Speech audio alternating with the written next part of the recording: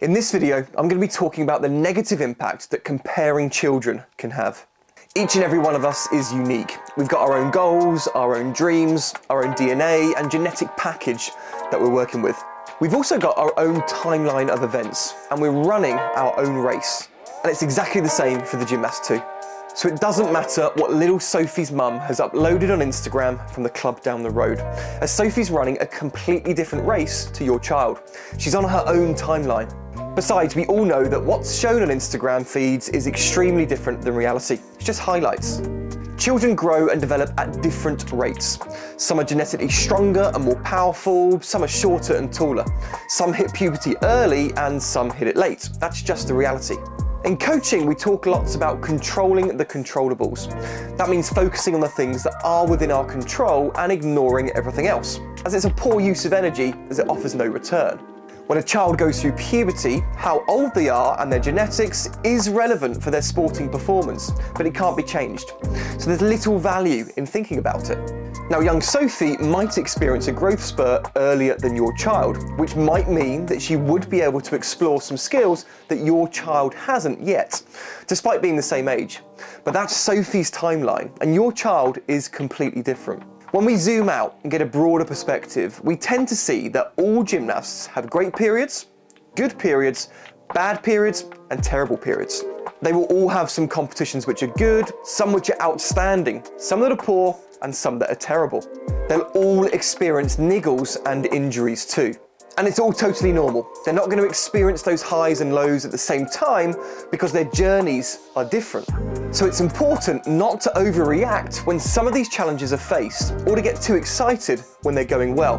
And I appreciate how difficult it can be to keep that long-term perspective when things aren't going to plan. You're looking for an upward trajectory over time. That time is not a matter of weeks. It's likely months and years, and it will never always be upwards. The job of the coach and the parent is to help the child to remain within the sport long enough to enjoy as many highs as possible, and of course to reduce the number of lows they have. After all, they can't enjoy the sport or win medals in competitions if they're no longer doing gymnastics.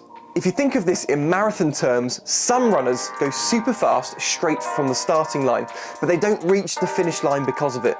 And some will pace themselves throughout despite others being ahead, and they'll make it all the way. Everyone's running a different race. Just because Sophie's chucking a double back at 8 years old doesn't mean her journey is going to be better, smoother, longer, or at a higher level. So the best thing we can do for each child is to focus on them and their journey and not get caught up in the noise. Are they happy? Are they making progress? Do they feel safe and loved? Do they have high self-esteem? Do they have great friends in the gym? Do they love going to gymnastics? That's the stuff that really matters. Comparing a child to others to use as a measure of success or failure, it's not going to make the child feel good about themselves, nor does it help them to improve performance. And competition results are already in place to make those comparisons about where the gymnasts are at that current moment in time.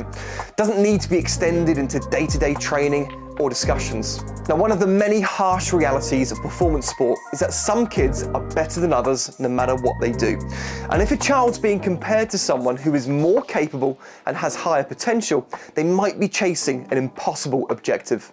There are very, very few gymnasts that make it to high performance at an international level. We're talking less than 1%. I dread to think how many gymnasts have had their sporting journey tarnished through adults chasing an impossible objective. And don't forget that ability is just one indicator of their long-term success. It's not the only indicator, and it's probably not the greatest indicator either. I was a recreational gymnast for 10 years, participating in a maximum of 2 hours of gymnastics a week. But those are my favourite 2 hours of the week. I didn't have the ability to compete at a higher level than my local floor and vault competitions, but I had an extremely positive experience as a gymnast. Made a 25-year plus friendship, gained a career which has allowed me to travel the world and impact others, and lots more. My race has been entirely different to other gymnasts of the same age that went on to bigger competitions. But I don't look back at that with any resentment, because my experience was positive and my 2 hours a week were amazing. Everyone is going to experience the sport differently, but our primary objective has to be focused around it being a positive one. And sometimes obsessing over performance, particularly when we obsess over what others are doing, will have the opposite effect. Focusing on each child as an individual is extremely important, and you'll likely find that that will help to improve performance anyway. See you next time.